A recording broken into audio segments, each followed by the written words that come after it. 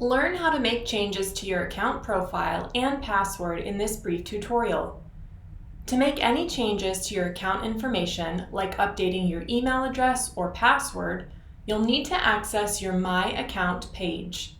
To find this page, click on the Help link in the main navigation pane on the left-hand side. This will open a small window. Click the link Account Profile, which will open a new tab with the Texas OnCourse Account Update form. When you're done updating your info, click on the Update button at the bottom of the form.